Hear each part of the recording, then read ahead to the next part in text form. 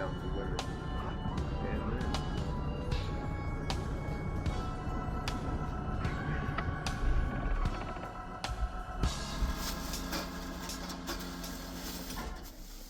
A lot of times we have to differentiate and decipher and have this to discern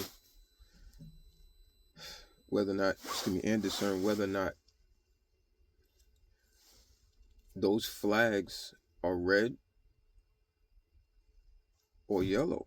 And if yellow, is the juice worth the squeeze? Is it worth accepting that woman for what she is? That's what love, or man, you know, for you ladies. But that's what love is acceptance of that person in totality, right? And then you have to also measure how much of what you think is a flag, whether red or yellow, and even green, to in a sense, is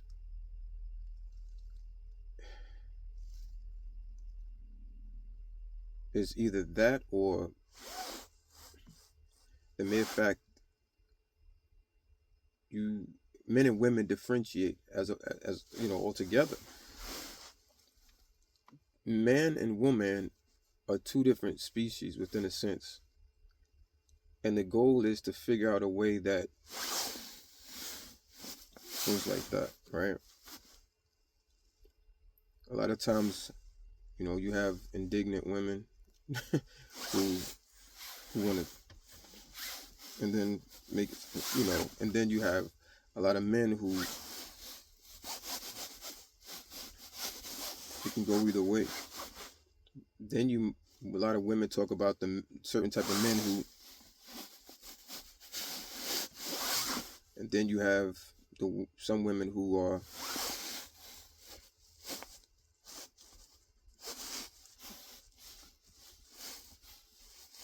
I don't know if you get all that, but the key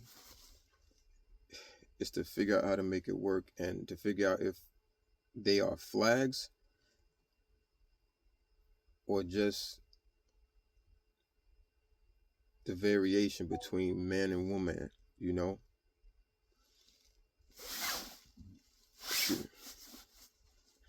Yeah. A lot of times it's just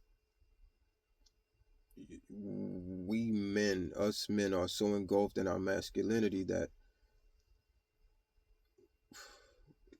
we get kind of distanced by the over masculinity that resides in ourselves as men. And we look at the women and it's like, okay, and it's not that man is frou-frou, or gazi. It's more so when someone is different from you, you look at them strangely, right? So imagine a man and a woman being different from each other. And of course, at some point, you're going to look at each other differently. That doesn't mean that you fall in love or you fall out of love with them. You just merely see them in the variation that is them from you. And a lot of times you could tell who a person and how a person is and was by the way they handle you, because it still might not have changed from when they were younger. For example, you get into school, like when I was in public school. I switched schools to a more enlightened school, with kids who superior thinkers, like myself as I was. And I don't like saying that with you know with a big head, on little shoulders. But I was always intrigued by knowledge. I wanted to learn. I wanted to increase my understanding of life and the trajectory that I was headed.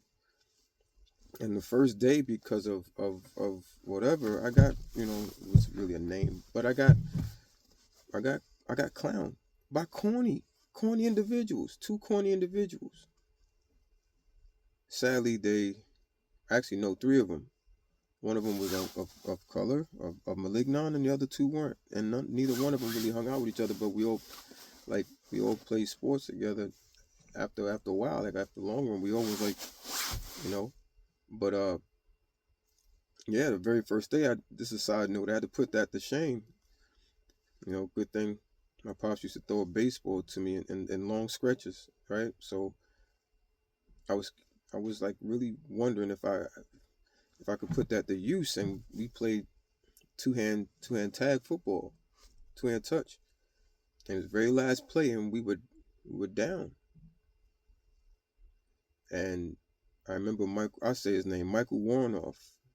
I wanted to play with Robert Geary, but Michael Warnoff was our quarterback, and he was the shortest kid in the class. And he threw a bomb to me, and I caught it. Somehow, I just followed the ball. He threw it on point, and I followed it. It was amazing. I tracked it. As soon as it came down, I grabbed it. I think that was one of my first bombs, actual bombs. And I didn't have no fear, no concern. I knew it. I didn't think about if I dropped this, I would get clowned even more. I was like, I'm gonna show you how nice I am. I'm better than y'all. Like, but let me just take what you give me and make something great out of it, right? So they stuck this dude named Roger, who I ended up getting in a fight with. And that's why I always had this, because we fell, like I took him down and I fell on the locker, but like the hook on the lock at the bottom. But yeah. So the key, like after that, they, was, some of the jokes was sometimes it kept coming, but I joked back and whatnot, because, okay, I'll let y'all know this is what it is. This is how I'm nice. Gotta hold that, gotta hold to that, but, yeah, it's when people are different from you, or they're new to you, something is not, you're not accustomed to it.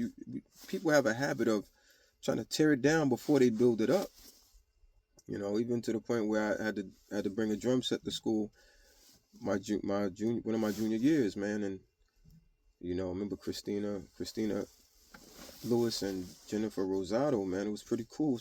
They came up to me after I was done for the talent show, and I won the talent show, and it was pretty cool, man.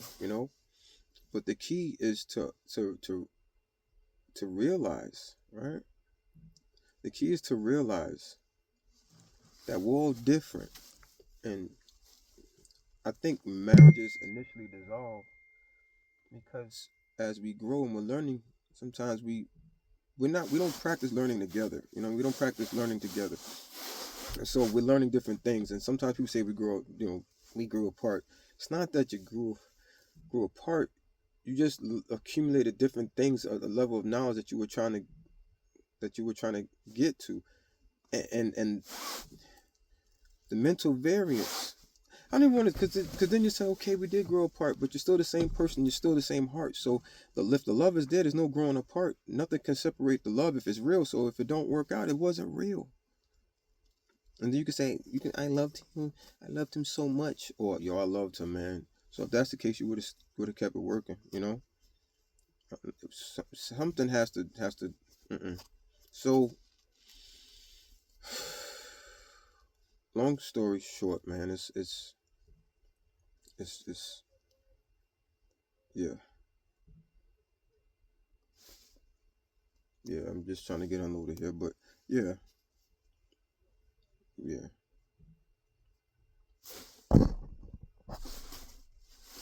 That's all I can say. Yeah.